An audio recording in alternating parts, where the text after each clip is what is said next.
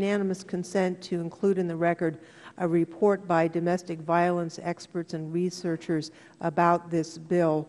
Without objection, that will be made a part of the record. And I would like to speak in favor of Mr. Pierluisi's the gentlewoman continues to be recognized. Amendment.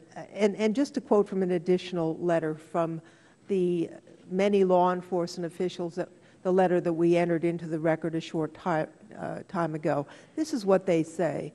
When the fear of deportation and exploitation is reduced, immigrant crime victims feel safe identifying violent criminal offenders. The U visa cap of 10,000 was reached in September of 2011. When the number of requests for certifications exceeds the cap, immigrant crime victims are forced to wait. Waiting can be dangerous. The delay provides violent criminal offenders and the friends and families of violent criminal offenders with the opportunity to use physical violence and death threats to convince crime victims not to testify.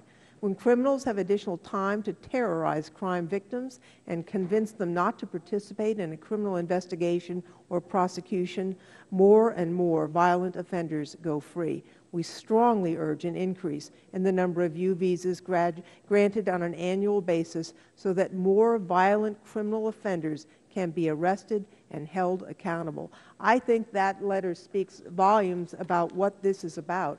This is about joining law enforcement across our great country in fighting offenders, fighting those who abuse women, and failure to respond to their plea means that we're on the side of the abusers, not on the side of law enforcement and on the side of victims. So I strongly support Mr. Pierluisi's amendment, and I don't know if he wishes additional time, but if so, I'd be happy to yield him time. Thank you, and I'll be brief. Mr. Chairman, I'm troubled by the fact that there have been no oversight hearings confirming the alleged fraud. And this sounds like we're second-guessing. We would be second-guessing law enforcement authorities in America.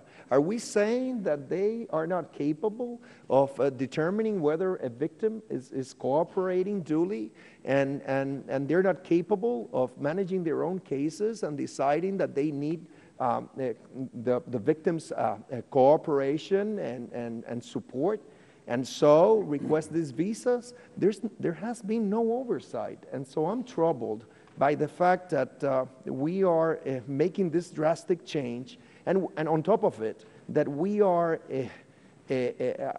preventing the use of these visas that were not requested because there were no regulations, in a way that will have not much of a fiscal impact. This is a 5,000 cap each year. So we would be using this unused visas for a period of time until the law enforcement community consumes them. And we would be deferring to the law enforcement community in terms of whether they have to be extended or issued or not. So with that, I'll yield back. Thank you, Mr. Pierluisi, and I would be happy to yield additional time to my colleague. Ms. Jackson-Lee is going to ask for her own time. Then I will just say one other thing about the cost of this. In the Senate bill, there's an increase in some fee authority, so the Senate bill is not scored to cost the taxpayers anything at all. I think it's important to note that, but the failure to respond to law enforcement will cost us something. It'll cost us something in terms of lives.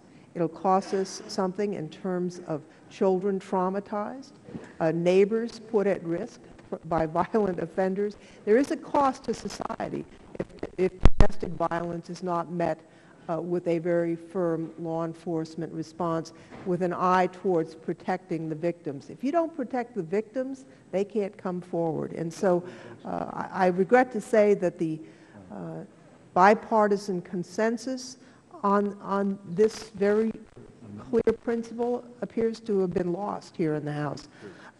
To their credit, the Senate a fractious body from time to time, did finally come together, as we should. So I hope that we can at least take a step forward by supporting Mr. Pierluisi's very solid amendment, and I yield back. Thank you,